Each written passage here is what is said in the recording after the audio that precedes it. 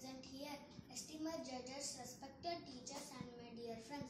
Myself Vishal from First B. I feel proud to privileged to have got an opportunity to recite the poem. The title of the poem is I Am the Earth. It has been written by Glenn Lehman.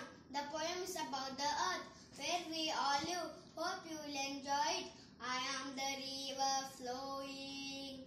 I am the desert dry. I am the four winds blowing. I am the sunset sky. I am the forest breathing. I am the ocean wide. I am the strong clouds gathering. I am the mountain high.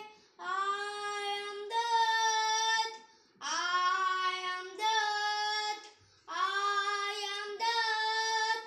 I am the earth. We are the children's growing. You are the place we live. We are the seed you're sowing. We are the life you give. We are the future rising. We will be your own.